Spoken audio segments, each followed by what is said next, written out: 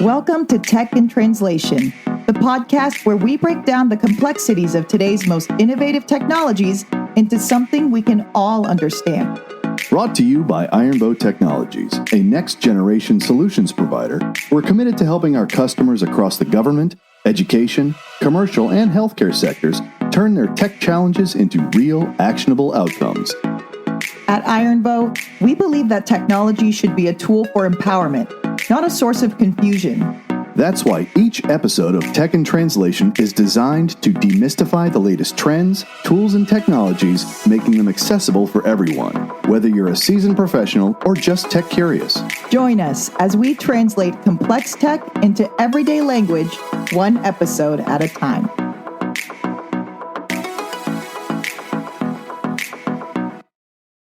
Welcome back to Tech in Translation. I'm your host for today, Tom Wooten. In this episode, we're rethinking what IT support really looks like and why managed services are no longer just a nice-to-have, but a high ROI solution for scaling, securing, and simplifying IT. Joining us is Brian Tigner, Director of Engineering at Ironbow Technologies. Brian spent years leading managed service operations across voice, network, and enterprise infrastructure. He's seen it all, from VoIP to global user platforms. Brian, let's start at the top. How do you define managed services today, and why are more organizations leaning into them? Thanks for having me, Tom. With managed services, we're talking about managing a company's IT needs so they can focus on managing their business. At the end of the day, people want fewer problems. They want fewer challenges. They just want their stuff to work.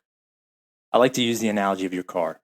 Most people just want to drive, right? They want to take their kids to soccer practice. They want to go on a road trip, but they typically don't want to be the mechanic, change the oil, stuff like that. Okay. So most folks don't even like to make the appointment, to be honest, for those things. It's just an inconvenience. It's not the reason they bought the car.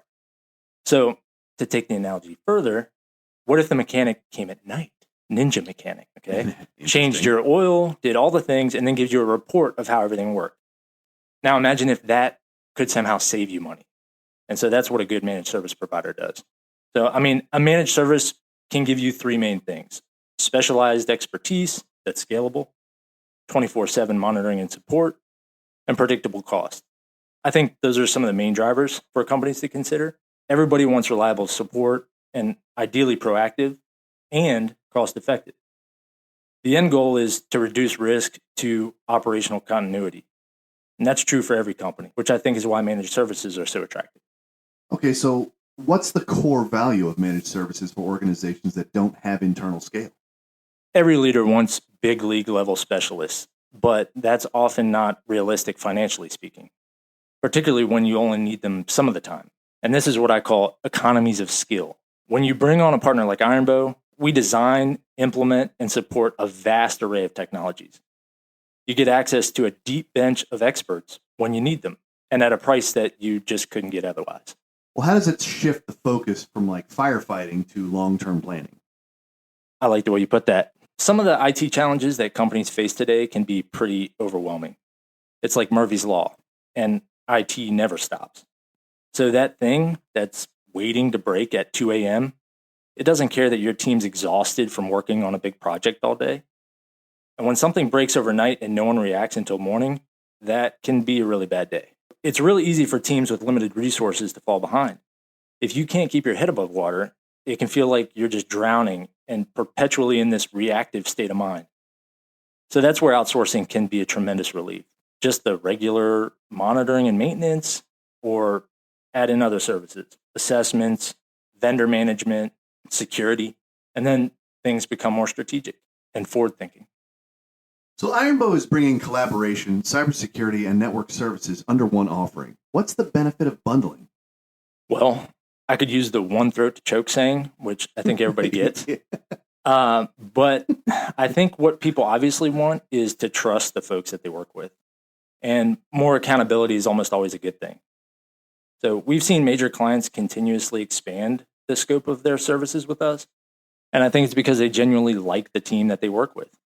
The more we get to work with a client, the more we're viewed as an extension of their team, and the more we're able to affect positive change.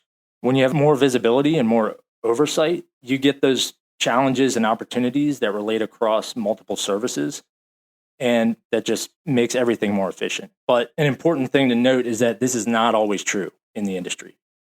I think a lot of MSPs are too large and disjointed, so customers have to be careful. People don't want to wade through some offshore help desk. I think everybody's had that experience, right? Yes. I mean, I've literally sworn off certain vendors just from a few bad phone calls. And so I have a list. I can share it later. But frankly, I think that's one of the reasons outsourcing can be sort of a dirty word. We want to be easy to work with, especially when things are broken. We want to make life easier and not add to the frustration. At the end of the day, we're accountable to your success. So the best MSPs will give you a dedicated team and people that know your environment and a dedicated point of contact that meets with the people in your business to keep things on track. And that group will meet with you to stay in sync and consistent. Whatever frequency is needed, we end up being very connected in a lot of cases.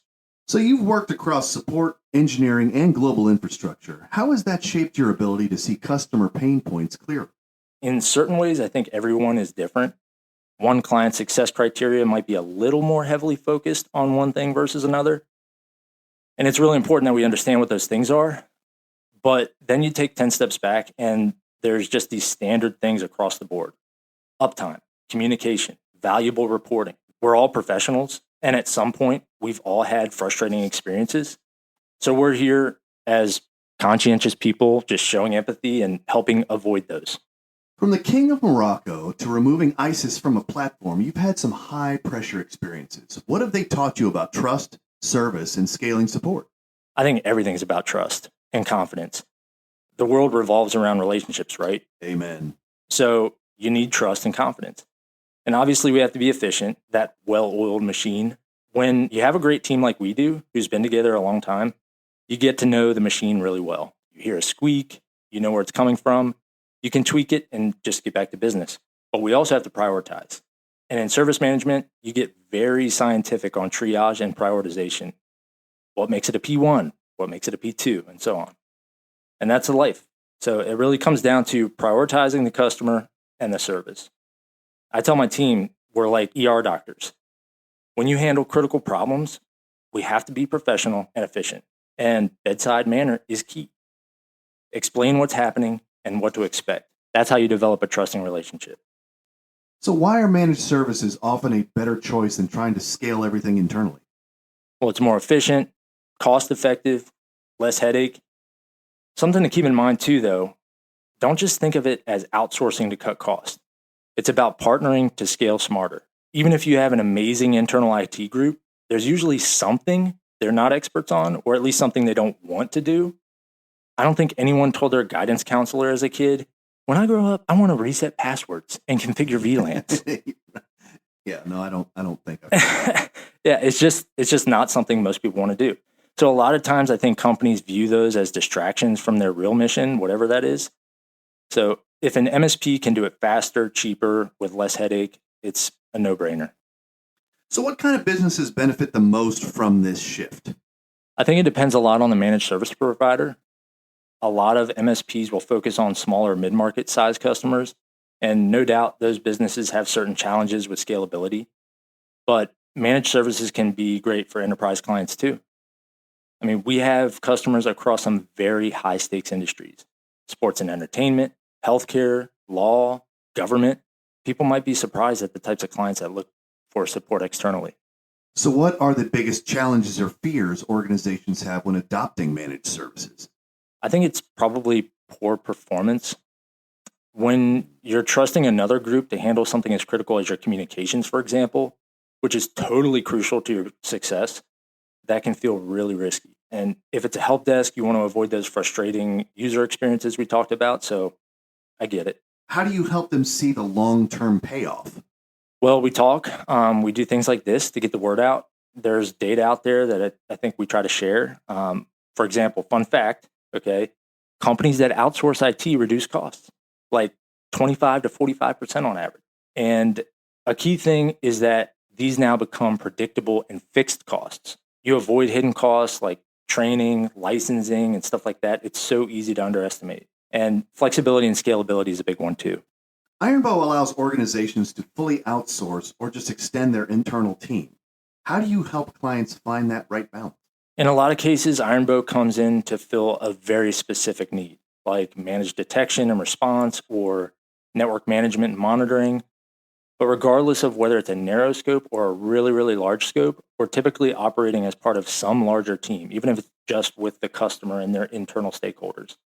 So that can work really well. Ideally, as we work together, though, we build trust, we get a chance to handle more business because there are a lot of benefits there. As far as seeing and managing the big picture for a client, things become more efficient in a lot of ways. So we have options. It's really whatever works best for the client. Well, let's shift to a fun term that many have heard and get some headaches over, and that's SLAs, service level agreements. The 30-second phone pickup, fast escalation, proactive support. What do real SLAs look like, and why do they matter? So that is key. Every SLA that we tracks to customer experience, as it should. That's really the end goal. The big ones you called out, hold times are essentially non-existent. Our average speed of answer is 28 seconds. First call resolution is steady between 75 and 80%. But as a manager, I want to know everything.